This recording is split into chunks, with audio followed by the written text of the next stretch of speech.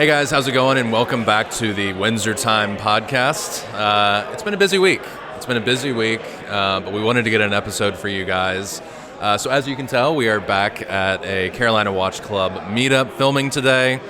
So the audio we'll do the best we can. It's loud in here, but that's showbiz. So we will go ahead and grab our first couple of guests now, and let's talk about some watches. Okay, and we're live. We have our first person, Brian. Welcome on the podcast, man. How are you? Thank you. I'm doing great. How are you? Doing pretty good. So you drove up from South Carolina a couple hours. Made the trip up from Lexington, It's always worth it, though. It is. I agree. So what do you have on your wrist today? Yeah, so today I am wearing my white dial Oak & Oscar Humboldt GMT. Very cool. Show the camera over here. Yeah. So I've had this watch actually right at a year. This was the first one that came out. Nice. And I knew my wife and I were going to be going to Iceland for our 10-year anniversary. Right. And kind of helped Chase, gave input and opinion whenever he was going through the process of designing this. Yeah. So told him, hey, look, I want to make sure that I can take one with me to Iceland. So absolutely. This was the first one sold to any consumer. That's awesome. And so, I was actually able to got it. So it's 10-year anniversary present to myself, and took it to Iceland with us. So, do we want to get into the story of the other watch you delivered on that trip? I think that would be fascinating. So the biggest thing, and we talk about it a lot. I mean, the watches are definitely a part of the thing, right? Yeah. But really, what's going on behind you, in my opinion, and this right here is the best part of the hobby. So, tell us the story of how you delivered a watch to another member. So actually I was the one that got the watch. Yeah. So it made it even more memorable for me. But so I started a new career right at a year ago. Yeah. And with that, Tudor just released the Black Bay Pro. Right. And wanted something to commemorate big lifestyle, moment in life. Yeah. And in doing so, reached out to our good friend Ben, said, hey, I really like the Black Bay Pro. Do you think we can make it happen? Yeah, no problem. Well, same trip that I got the Oak & Oscar for, we had talked about getting the Black Bay Pro so that I could travel with it to Iceland. Right. This was my first out-of-country trip I'd ever been on. Incredible. That's a good one. Yeah. That's a good one. And so with that, it was really cool because I was able to meet with another club member, Dana, and his wife, Sarah. Yeah. And long story short, I didn't think that I was going to be able to get the watch in time. So kind of came to grips with it and was really enjoying my Oak & Oscar. Yeah. And on the 8th night of the trip, we met up with Dana and his wife for dinner and brought it, and it was sitting on the table in front of me, just waiting. Yeah. So got not only the first Black Bay Pro in the Carolinas, but also was brought firsthand by another club member to me to Iceland. So it's really cool. Talk about that watch a little bit. So I feel like Tudor had some decent releases this year. They did, but the year was that a year or 2 years ago? Last year. Last year they had that, and I feel like that just broke the internet. Yeah, I feel like it's one I see you wear a lot. Is that one that's still kind of held tried and true for you? It is, it's one that it does get a lot of flack and hate from the internet. One, because, it is 14.8 millimeters thick. It's thick. So a lot of people, will be a spec sheet cowboy, if you will, and they don't pay attention to anything but the actual numbers on the page. Right. But it wears like a dream. Yeah. I know numbers are a big thing in our hobby. I have a 7.5-inch wrist. They are. For me, it wears beautifully. Yeah. I also am really big on accuracy. I wore it for a month on and off wrist, periodically, but never let it completely drain down on power. Right. It was at -2 seconds a day. That's after 30 insane. days. Yeah. Well, and you talk about, you have a larger wrist. Our friend Ari, who does not have a larger wrist, also had one for some time, and it wore awesome on him too. And I think, for me, lug to lug is a big thing. But Agreed. when it comes to thickness, did they include in that measurement the dome crystal as well? Do you remember? I think they did. Yeah, I think they did. So, the case isn't that thick. It's no. A bigger crystal at the top. Correct. And then a bit below there, correct. which I think really, it was deceptive in kind of how the Yeah. Add to that the T-Fit clasp. So if you've had a couple drinks, So good. you're able to just click it out one. Like, it's perfect. Yeah. It's an amazing watch. Very cool. Awesome, man. Well, cheers. Yeah, Thank you for coming cheers. on. We'll do a full episode soon. But Sounds this has been good. Yeah, appreciate So the next thing you're going to do is you're going to go and find somebody else and recruit them. And I got you. I got you. So go forth and find somebody. Anybody? Anybody. Yeah. Anybody wants to do it. It's a pleasure, man. Good Always seeing you. good. See ya. Awesome. Well, we have another guest. Jay, welcome on, man. How are you? Wonderful, man. It's got a shaky little table here. I know. But, Thanks for having me. yeah, man, absolutely. So what's you have the few times we got to hang out, always such an eclectic kind of group of watches. What do you have here? I mean, it's always something different. So you have a Quorum. I want to go straight to the Quorum. Right. So this is the Quorum Bubble Chronograph Automatic. Nice. It came on a leather strap. Yeah. But they make a manufacturer mesh strap for it. Yeah. Which I can't find because they don't make this anymore. So I actually put it on a shark mesh. Nice. And I absolutely love it. It's so trippy to look at because It is. as you're going, I'm like, whoa, I'm gonna get a shot for the people here. Hopefully that's in there. But that bubble is just absolutely wild. It's such a crazy watch. What I love thing about it, you don't really notice it. It Yeah. actually has 2 spring bars per side. Because that curvature is so interesting. dynamic. Yeah. So I actually had to put the spring bars through 2 of those links Yeah. to get it to hook right. That is absolutely wild. And then you have a nice little Seiko here. Always love a good Seiko. Yeah, the Seiko Transocean. Yeah. This one, So sweet. so ahead of its time. Integrated bracelet, Yeah. ceramic bezel, fully ceramic. If they reintroduced this watch with their new 6R movement, which is Yeah. thinner, and made Wow. that watch so much thinner, Yeah. I Good. would And buy this that wasn't in a mod. heartbeat. This is comes. No, that's So cool. Yeah. I was so lucky to find that one.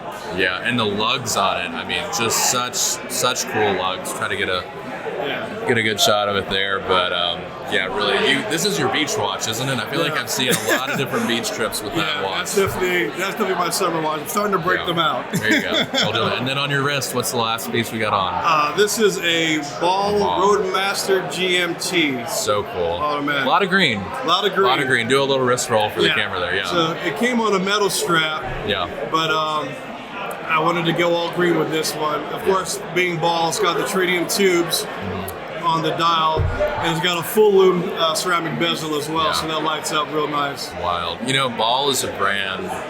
I don't know that they get enough credit. I mean, Definitely they have not. some really incredible stuff, and when you're looking in that range, everybody goes to Hamilton. Yeah. Everybody goes to Seiko, Yeah. and Ball has. I mean, that's just a phenomenal watch, especially. You know, for what it is, and you get the novelty of that green, and it's cool. So anyway, well done, man. Well, thanks for popping on. Thanks, man. Good seeing you again. As part of the deal, you have to go and find the next person. I'm on it. to go in and swap out. So there you go. I'll send you a new prospect. Yeah, Take it easy. come on, that was great. Okay, welcome on, Dana. How are you doing, man? Oh, doing great, man. How are you? Pretty good. What do you have on the wrist today? Today, Patek 5712 Nautilus. So definitely a Pretty sweet. pretty amazing. Yeah, show the camera over here. Do a little, yeah, there you go. I think that's called. Wrist roll. So we, funny story. Was that 2 years ago? We had our Nate did cocktails. Or was that a year ago? That was last year, wasn't it? I think it was last year. So last year, Nate, who's been on the podcast before, Dana and myself were all at Dana's house, and we decided to do. Are you okay with me sharing? There's nothing bad. There's nothing I bad. forgot about it. I had a huge thing of Wagyu steak, and Nate, engineer by trade, he does PowerPoints now, but and he says he does PowerPoints now. He has a sous vide machine, so we sous vide the steak, and we're all talking about watches and just having fun. He makes us far too many cocktails, and I, at a responsible time, left. And I had that watch on my wrist. Yeah. And it was the most fun. I got home, I went to my local cigar lounge, and I was wearing it, and instantly somebody commented on it. And I was like, oh, because I mean, in this setting, you never people talk told me about it. Yeah. So I walked up the street, and this guy who was wearing a Rolex sub walks past. He was probably the same age as me, and he was like, "Oh man, that's a really cool watch." And I was sitting on the corner of It was in Uptown, outside, basically, and he said it kind of loud, and I was like, "Oh, don't bring attention to this! Like, I'm trying to enjoy my friend's nice thing." But he was cool about it, and it wasn't. Dude, I wear this all the time because it's one of the watches I can wear to work and not worry about it being noticed. Right. So, I don't think I've ever had anyone notice it. Ever. So you must go to cooler places than I do. Well, it was like comical because before that, I want to say the only other watch somebody's recognized was a Tudor, which was like a cool hipster kind of barista was like, oh, like I know what that is, very cool. But that was the second time. But I remember wearing that at home. I literally was like working on my laptop and I just had my wrist above it because I didn't want to scratch anything. No, to me, it's like watches are like whiskey, man. They're made for sharing, so it's made to be worn. Absolutely. If you can tell when you look really closely on the bezel, there's 3 little dots from where I cross my arms and hit the bezel on my zipper, and just like pressed against it. So it's such a cool watch though, and it's surprising. So you've had it for a couple of years now, right? 3 years. Yeah. I bought it. I had asked for it, and I think I was able to get the next allocation when it came in. So I waited 6 months for it, but I've worn it consistently since then. It was 2020. It was right before COVID lockdown happened. It was like, I think I got this February of 2020, right before my kid was born. Nice. So it all kind of aligned. Financially, it was kind of like, oh Jesus, we're about to have a kid. So that was a little weird, but it all worked. How do you like that? So you, before that, had the Aquanaut on the black rubber. Iconic watch, something that's still, hopefully, will happen someday. But how does that work? Because, I mean, when you're looking at something like the Aquanaut, it's a tool watch, right? Like, air quotes, it's a Patek tool watch. But then whenever you're moving into that, you're moving into a much thinner, more complicated movement. How is that dynamic like on the wrist? Honestly, on the wrist, it's almost this... No, it's not almost the same. The Aquanaut, for being the same dimensions, or a tiny bit bigger. I think there's a little bit more face real estate on the watch. Right. But as far as weight and ergonomics, about the same. I had the Aquanaut. I had it on the bracelet and the rubber. The bracelet, a little chunky. There's no taper, so I didn't really like it. So I put it on the rubber.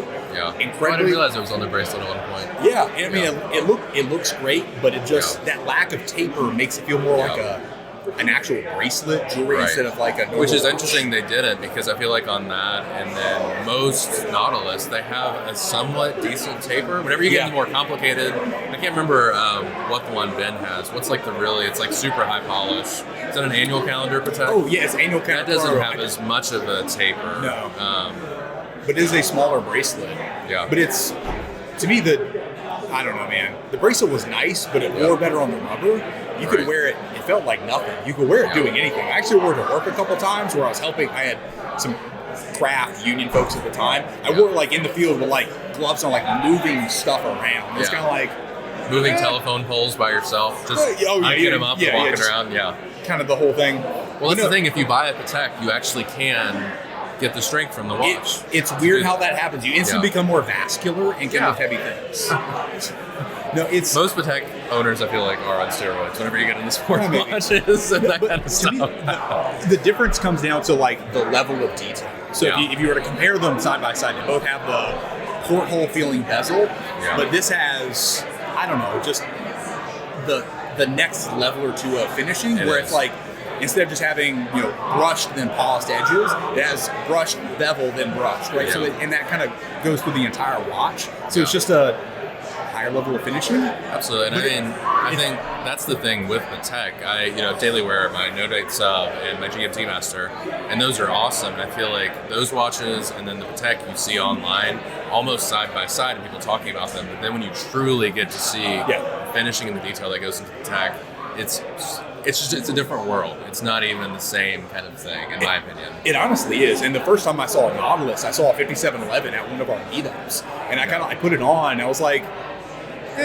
feels like 1970s. Right. And then I tried on Ben's 5712, and I was like, oh, holy smokes! It's a work of art. Like I get it. The asymmetry in the dial made a difference. Yeah. It wasn't until I owned it that I really started appreciating the detail of the finishing. That really got it. Of like, wow, there really is. The beveled edges are different. The way the movement is finished is different. So it's like owning it made me appreciate it more. Yeah. So it's kind of like, I don't know if it's a cart before the horse or not, but that's what got me to thinking about that. Yeah. We were talking about IWC earlier. IWC is my wheelhouse. I love everything they do. They have great finishing, but you compare them, like if you actually take out a loop and look at them, it actually is different. And it's, I don't know, it's what makes watch collecting interesting. It is. Anyway, cool deal, man. Well, thank you so much for coming on. Oh, dude, no problem. We'll do a full episode. I think you've got a lot of cool watches and cool history in them. That'll be good. No, thanks. I've got interesting watches. I have an interesting collection of things. Yeah. We want to talk about your Lyndon Berlin, actually. So okay. He's the only guy who bought one, apparently. Yes. But it is a very cool watch. Oh, cool. No, thanks, man. Appreciate it, guys. Yeah, sounds good. And some of you will know Mr. Ben Simon, because occasionally on the podcast. Every once in a while. How are you, Ben? I'm doing great. I just finished my beer and didn't get another one in time for that. He has a small water. I have a tiny glass of water. Anyway, which is fine. It's good to stay hydrated. So you were in the Winston store a few weeks ago. Yep. Or a week ago. Whenever this comes out, I don't know. But you bought a new watch. Yes. And it is very cool, and I would like to see it. Thanks, man. Yeah, so I bought one of the new Breitling Navitimer 41s. Which is the black eye. Yeah, I'll show it to this camera. Hopefully that's getting in there. They call it Black Eye Blue, so it's kind of a blue with black subdials. Really fun watch. I have been personally out of the Breitling game for a little while. I worked for them for some time, so I literally lived and breathed Breitling for a long time, and I've kind of been waiting for the perfect watch to kind of spoke to me, bring me back into the fold there, and this one did it. So I feel like over the last few years, they have gone in a direction that a lot of enthusiasts, it's away from the Breitling for Bentley, which was, it was great for a certain time and a certain person. Yeah. You see them now, and you're like, some of the stuff from the Breitling for Bentley era, and which I would never talk bad about that. We're a retailer of them, but certainly some of those older pieces hit a certain time period and a certain look, and definitely not the direction things are going now. And you look at them now and you're like, wow, that's like a little statement of the moment of time. Yeah, well, and even for this, so when you think the Navitimer, traditionally they have been these huge, ostentatious, flashy. What size is this It's watch? a 41. 41. Wow, so it doesn't look, I guess it's all. I could be wrong. Yeah. I'm pretty sure it's 41. Yeah. It's set up a little differently. They've got it on like classic black, almost dark blue, but black alligator strap, but on this really cool yellow inner, just a little bit more character than maybe traditional Navitimer had over the years. Where you'd see it on a brown strap, blue strap, black strap. But they've just mixed it up just enough while still keeping it classic. It feels very vintage, but also modern. Well, and this reminds me, so we'll have him on at some point. Anthony, if you're watching, hi. But Anthony has several vintage Breitlings as well that I've seen over the years on his Instagram, and that's really what this reminds me of, just a modern interpretation, which I think is so fantastic. Yeah, he has a few vintage Breitling chronographs, and I think he has one or two non-branded or like Breitling affiliate chronographs that are essentially Breitling but branded separately, and Breitling made them at the time. All kind of based on that original chronograph. So cool. And this kind of, it harkens back to it. Then you get the red chronograph hand, you get this little bit elements of sportiness that are just super cool. So I've been super happy with it. It's something different in my collection, and like I said, it's just nice to be back. Back with Breitling, Yeah, cool stuff. Awesome. How about you? People probably talking classic sub. Yeah, today I'm wearing my No Date sub. It was the first new Rolex that I got from you. It would have been 2 years ago.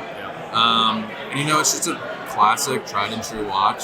And I just love it. That's awesome. It's good, man. Awesome. Well, we will be back in our normal format soon. We're going to get a couple more people here. Do you want to sit in and interview some people? Yeah, maybe in a minute. Okay. Jump in. We'll see. Sounds good. See you guys soon. Hey guys, thank you so much as always for watching. We went a bit long here, so we're going to go ahead and break this into a part 1 and part 2.